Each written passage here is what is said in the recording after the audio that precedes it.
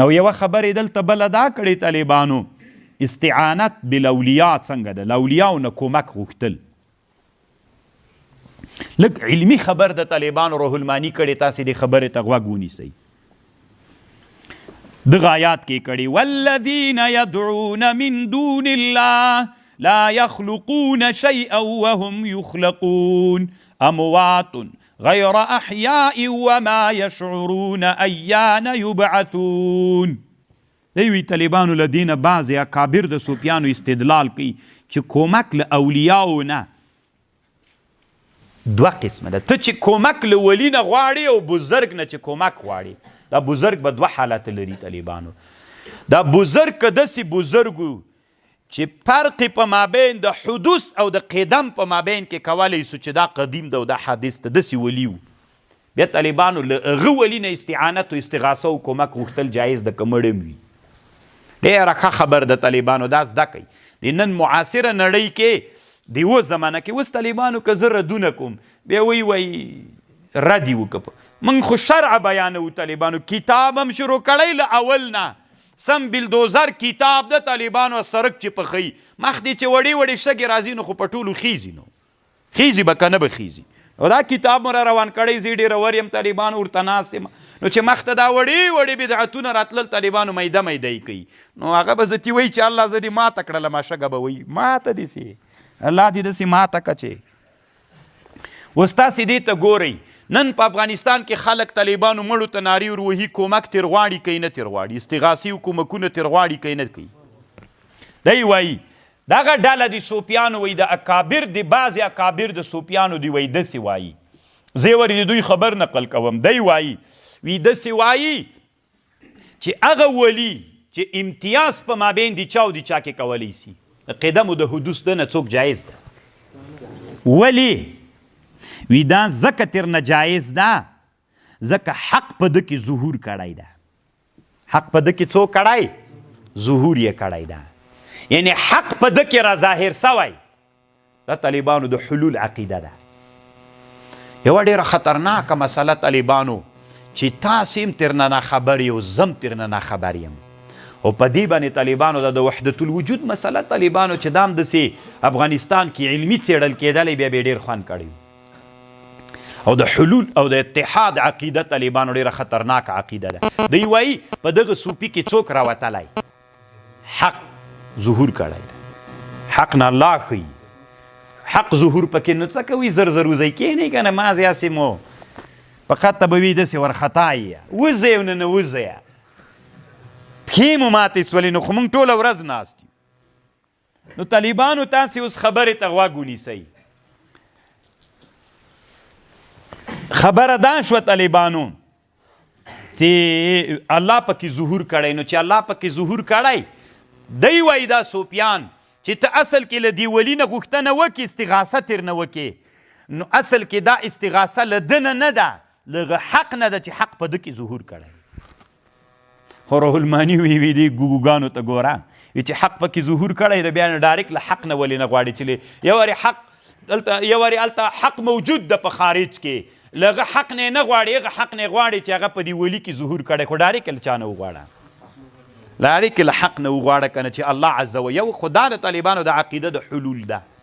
د عقیده د چا ده؟ د حلول عقیده ده طالبانو. د حلول عقیده طالبانو الحاد و کفر ده، دا ناروا ده. او بل دا ده یو وارې خو بل دا یو وارې هغه حق چې دې کې ولي کې راظاهر سوی، له دې حق نه یې غواړي، خو ډایرکټ له بل حق نه وغواړه. تاسې په خبر پوه شولې. زه نه وایم طالبانو روح المانی وایي. نو دی وایي څومره ښه ملا تېر سوی طالبانو. دا اوس طالبانو تاسې به ودرېږئ که نه، دا خو تر اوسه روح الماني چا راسپړلی نه و طالبانو، تاسې به د وابیتوب خبرې واورېدې دم که نه، تی به خبرې کرا کر را شروع سي چې یاره والله روح الماني هم داسې وابي غوندې ده، پلار یې موابي و نیکه یې موابي و. ورته ګوره اوس موږ به طالبانو په دې عزم یو چې علم نور راجي کړو. طالبانو په اسلامي امت کې یو لوی تاوان د علم د مخنیوي صوفیانو کړی ده، په رب العالمین، په رب العالمین قسم طالبانو مزخرف په صوفیانو د علم مخه نیولې. مولا چې یو ټولنه کې راپورته سوی طالبانو علمي بحث وکړي، بس طالبانو 2 میلیونه ټاپي ورسره وي هغې طالبانو بس مریدان خو ډېر وي که نه بې علمه بیرته بیا ملا کېنولي بیا همغه جامعه همغسې مړه پاتې سي بیا الله بل را پیدا کړي بیا مړه پاتې سي بیا الله را پیدا کړي بیا مړه پاتې سي دا د الله عز وجل یو عادت ته رب العالمین ته دا ورې علما را ژوندي کې رب العالمین ته دا ورې د علماو په واسطه باندې د علم نشأت او نشر وکړي درځه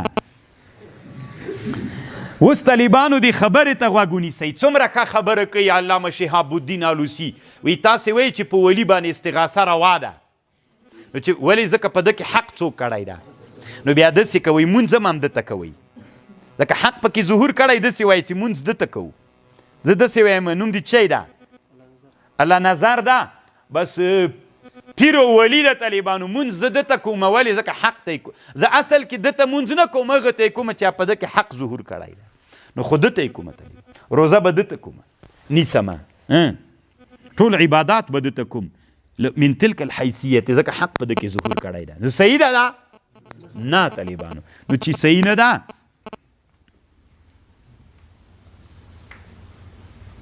فالطريق المأمون عند كل رشيد قصر الاستغاثة والإعانة على الله عز وجل فهو سبحانه الحي القادر العالم بمصالح عباده فإياك والانتظام ځان وساته ای طالبه ځان وساته الانتظام چې في سلك الذين يرجون النفع من غيرهم چې غواړي چې ځان په تار د هغه چا کې ور وپیایي چې هغه غیر الله نه استعانت و کومک غواړي په خبر پوهیږئ یا غوث العظم د استمرابي ګیر لیدلی م د دا عنوان چیرته په افغانستان کې چیرته م لیدلی تاسې وطنونو کې به دا ډېر وي دا ټول افغانستان دا کابل تر ډکو طالبانو الحمدلله نن ورځ تر بلې نه ځي ما دومره خوا بده د طالبانو موږ ملي ټلویزیون لرو تاسې تر اوسه د ملي ټلویزیون یوه خپرونه اورېدلې ولې طالبانو علما دې ته د امر بالمعروف باندې چې طالبانو دا یو 50,000 شپېته محتسبین لري مستقل یو ټلویزیون مه وایه چې ناروا ده ورک سه نن د دې خبره پرېږده دا د دعوت یوه لویه جبهه ده دعوت اسلام یوه لویه جبهه ده امر بالمعروف وزارت د طالبانو مامورین لږ راکم کړي لږ مامورین د راکم کې یو داسې نړیوال ټلویزیون دی جوړ کړي چې خپل دعوت له هغه نه شروع کړي ولې اسلامي نظام کې خو یو لوی مقصد دا ده که نه چې بدعتي ډلې ورکې کړي هغه ځان وساتئ څه وایي روح الماني فایاکا تحذیر ده که نه تحذیر خو مزده ده کاپیه کې کدام درنه ویر ده فایاکا والانتظام في سلك الذين لا يرجون النفع من غيره غیر د الله نه د بل چا نه څوک غواړي دا اوس افغانستان کې طالبانو یو عنوان ده یا غوث الاعظم د استمرابي ګیر عبدالقادر جیلاني صاحب ښیي خیر د طالبانو د الله په خاطر دا عنوان تاسې چېرته لیدلی کوټه کې لګېدلی یا غوث الاعظم لوی کومک کوونکی لاس مې در ونیسه لوی کومک کوونکی څوک ده ولې عبدالقادر جیلاني صاحب ته وایي کومک سو که بل شی روا ده که ناروا ده حرامه ده ناروا ده ناجایزه ده زه نه وایم طالبانو رولماني وي ډېر داسې عنوانونه نور هم شته طالبانو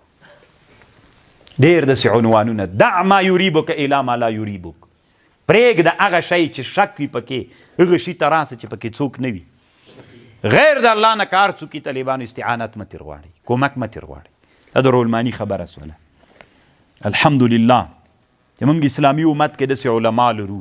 ورځ تر بلې نه به علم راسپړل کېږي انشاءالله